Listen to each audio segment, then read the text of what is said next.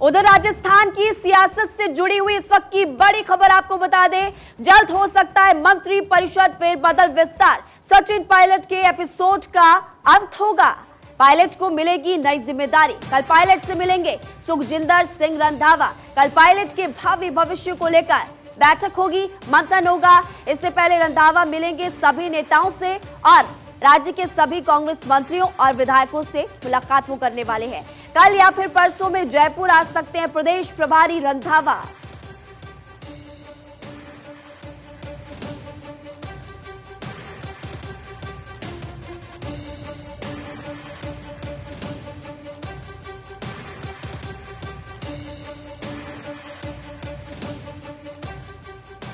देखिए, लगातार बड़ी खबर हम आपको बता रहे हैं। हमारी पॉलिटिकल एडिटर अदिति नागर इस खबर को लेकर और ज्यादा जानकारी विस्तार से देंगी। अदिति, राजस्थान की सियासत से जुड़ी हुई बड़ी खबर मिल रही है कि जल्द मंत्री परिषद फेरबदल का विस्तार हो सकता है। इसी बीच अब बड़ी खबर यह कि सचिन पायलट के एपिसोड का अंत हो सकता है।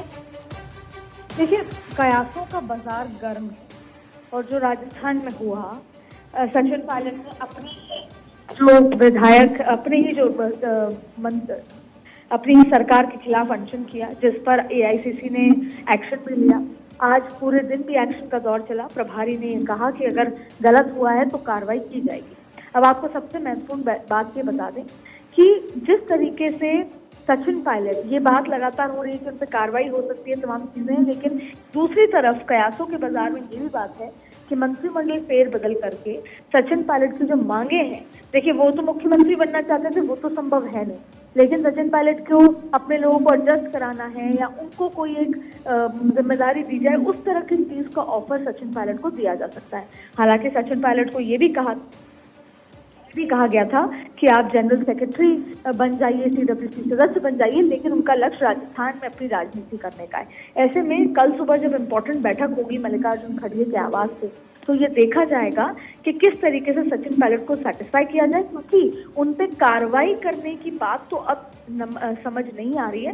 हाँ, ये जरूर है कि एआईसीसी कह रही है कि हम स्टेटमेंट देखेंगे, तमाम चीजें होंगी, लेकिन उनको बैलेंस कैसे किया जाए, उसकी सबसे बड़ी वजह है कि वो पंजाब नहीं बनाना चाहते, यानी कि अशोक गहलोत सरकार को डिस्टर्ब करे बिना सचिन पायलट खेमे को सेटल करना चाहते हैं। हालांकि ये लंबे समय से कवायद चल रही है, लेकिन अब क्योंकि चुनाव सिर पर है तो ये कोशिश होगी। इसके लिए मंत्रिमंडल विस्तार संभव है जिसमें सचिन पायलट एडजस्ट किए जाए, लेकिन ये ऑफर सचिन पायलट के पास बहुत पहले भी था, तब भी उन्होंने एक्सेप्ट नहीं किया था। तो सवाल बड़ा है कि क्या सचिन पायलट मान जाएंगे, क्योंकि अगर सचिन पायलट को इस समय कोई अनुशासनात्मक कार्रवाई उन पर की जाती है तो फिर वो बीजेपी को फायदा देगा। अगर उनको पार्टी से एक्सपेल किया जाता है या कुछ और, तो वो बीजेपी को कहीं ना कहीं फायदा देगा। कांग्रेस ये सोच रही है। ऐसे में बहुत सारे विकल्पों पर विचार हो रहा है। सचिन पायलट किस ऑफर को एक्सेप्ट करते हैं और दोबारा सरकार के खिलाफ बयानबाजी ना करने का वादा किस शर्त पे करते हैं, ये कल परसों 48 घंटे के अंदर सामने आएगा। जी, लेकिन एक सवाल यहाँ पर यह भी है कि पायलट के भावी भविष्य को अगर देखें तो उस लिहाज से बैठक कितनी महत्वपूर्ण? देखिए, ये बैठक बहुत महत्वपूर्ण है कि सचिन पायलट का जो पिछले 4 साल से ये भावी भविष्य जो आप बात कर रहे हैं वो अटका हुआ है। सचिन पायलट खुद परेशान है, इतने परेशान कि एक बार तो वो मानेसर पर बैठ गए, फिर कभी बयानबाजी करते हैं और इस बार तो अपनी सरकार के खिलाफ अनशन पे बैठ गए। ऐसे में आलाकमान ने जिस तरह का रुख अपनाया, ये कहा कि आप एंटी पार्टी एक्टिविटी करते हैं, फिर भी उन्होंने करी।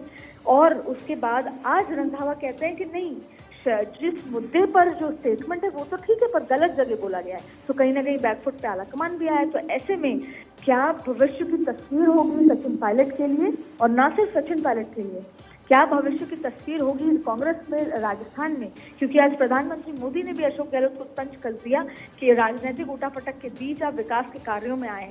यानी कि अब ये मसला बीजेपी बार बार उठाएगी कि राजनीतिक उठापटक है तो विकास कैसे हो पाएगा। ऐसे में जरूरी है कि कांग्रेस अपने घर के अंदरूनी को अब जाकर तो सेटल करे।